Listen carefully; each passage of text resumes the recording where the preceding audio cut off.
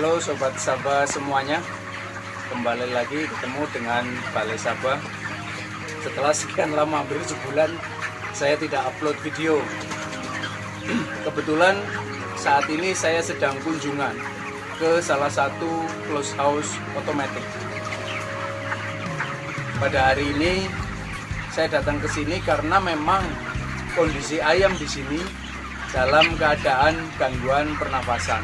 Nah, kali ini kita mengulik sedikit mengenai gangguan pernafasan. Ayam broiler itu genetiknya luar biasa, dia tumbuh sangat cepat, perkembangannya sangat cepat.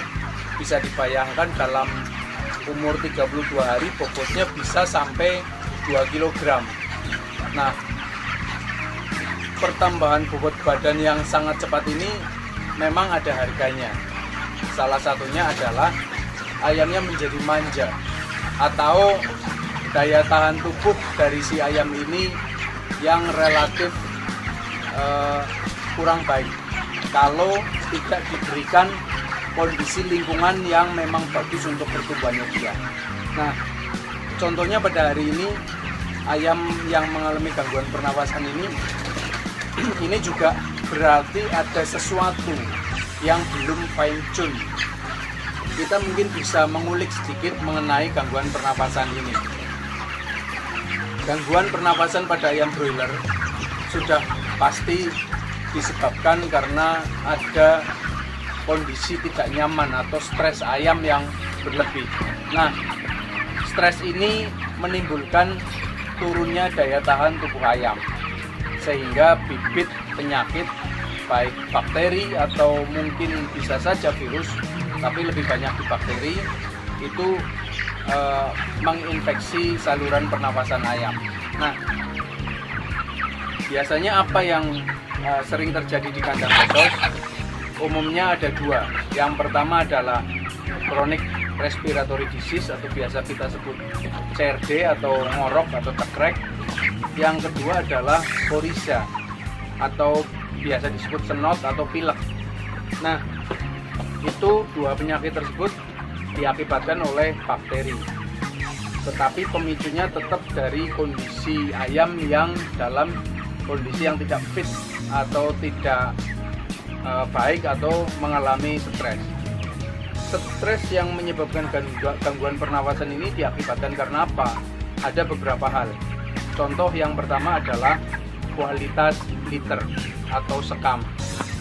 Jika sekam tidak terjaga kondisinya, amoniaknya tinggi, debunya banyak, itu akan memberikan resiko lebih terhadap penyakit gangguan pernafasan ini. Faktor yang kedua adalah permainan ventilasi. Permainan ventilasi ini ada dua hal.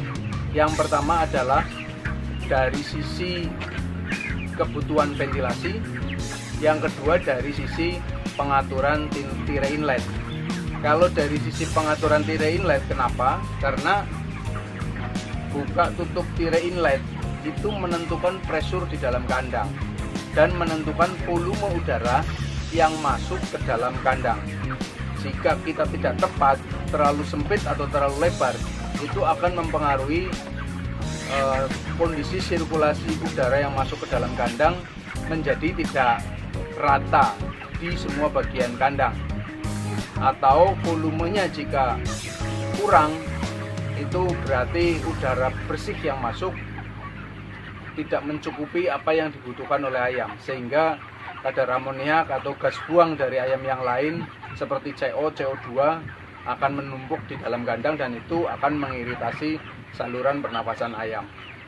Kemudian kalau dari sisi ventilasi, kita bisa katakan banyak yang terjebak dalam penentuan required temperatur.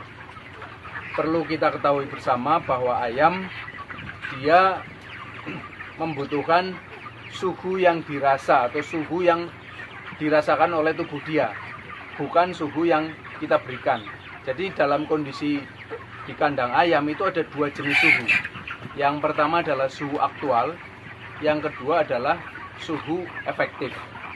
Suhu aktual adalah suhu yang dicapai di dalam kandang, sedangkan suhu efektif adalah suhu yang dirasakan oleh ayam. Bedanya apa? Bedanya kalau suhu aktual, ya kita tinggal ukur di dalam kandang, itulah suhu yang tercapai, suhu aktual yang ada di kandang. Nah, kalau suhu efektif apa? Suhu efektif itu adalah suhu yang dirasa.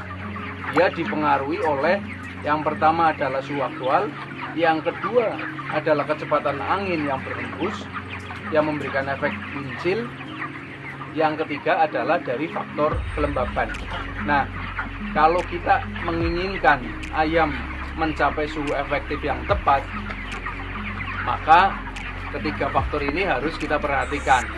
Kebutuhan ventilasinya dia berapa kipas minimal dia harus nyala. Yang kedua, volume inlet, bukan inlet yang tepat kita harus perhatikan. Kemudian kelembabannya berapa, baru kita akan set suhu aktual yang harus dicapai di kandang berapa, sehingga menghasilkan suhu efektif yang sesuai untuk ayam.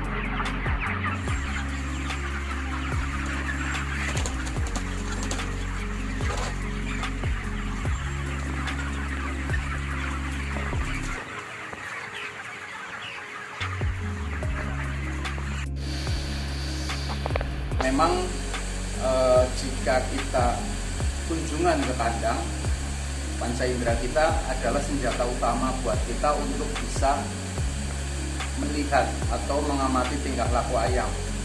Kita harus bisa membaca sebenarnya ayamnya itu butuhnya seperti apa.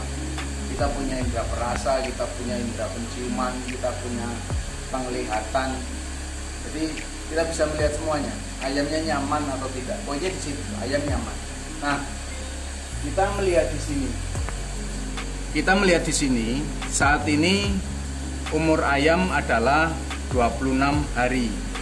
Kalau kita lihat di sini, kelembaban di kisaran 81%. Sedangkan suhu di dalam kandang 26. Ini require time-nya atau suhu yang dipasang itu 26 derajat. Suhu di luar kandang 34 derajat. Kipas menyala. Di sini ada direct 3 kipas yang dipasang ketika suhunya kondisinya sesuai dengan target. 3 kipas menyala ini berarti kalau satu kipas 0,4 ini berarti sekitar 1,2 meter kubik per jam kecepatan angin yang dihasilkan. Nah, 26 hari kebutuhan suhu yang dirasa oleh ayam itu berkisar 25 derajat Celcius. Untuk memperoleh 25 derajat Celcius, kita harus memperhatikan kelembabannya, kecepatan anginnya juga kita perhatikan, baru kita menentukan aktual time-nya yang kita pasang di require di sini. Nah, dengan kelembaban 80%, kecepatan angin 1,2, ini harusnya kita tambahkan kisaran di 28 ya.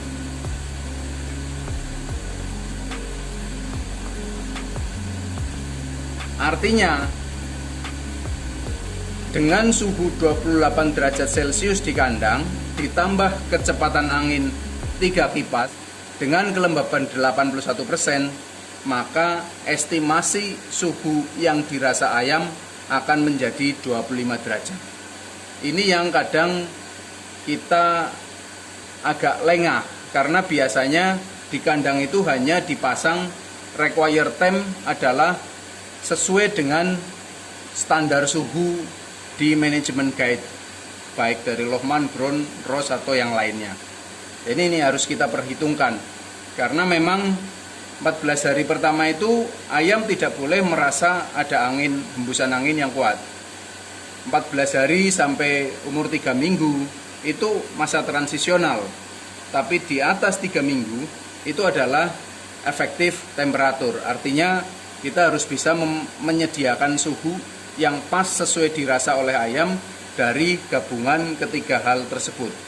Suhu aktual, kecepatan angin, dan juga dari kelembaban.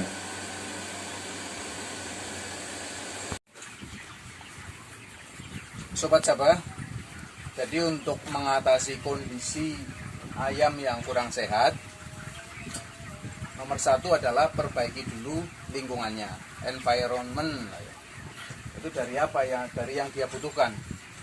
Misalkan kayak ini ada penyakit pernafasan, sekamnya kita benahi dulu. Kondisinya sudah baik, kita lihat permainan ventilasinya. Sudah oke, kita sudah benahi misalkan, baru kita lihat progresnya seperti apa. Memang ini ayam 26 hari sebenarnya bisa diantibiotik, cuma kalau kita mau pakai antibiotik, dan pemakaian antibiotik wajib pakai resep dokter hewan. Tetapi kalau kita mau pakai antibiotik, jumlahnya ini akan sangat banyak. Kadang di level peternakan dengan jumlah antibiotik yang besar itu membutuhkan kos yang sangat tinggi, dan itu biasanya tidak efisien. Nah, tambahan yang bisa kita lakukan adalah treatment air minum menggunakan desinfektan, jangan lupa juga klorinasi. Mungkin dari situ biasanya sudah cukup membantu jika gangguan pernafasan yang muncul ini tidak terlalu ekstrim. Mungkin itu video kali ini yang bisa saya share, mudah-mudahan bermanfaat. Walaupun hari ini harga ayam masih bottom dari harga pokok produksi, tetap semangat, jangan menyerah. Kita sediakan bahan pangan yang sehat, yang layak untuk generasi penerus bangsa. Salam sehat.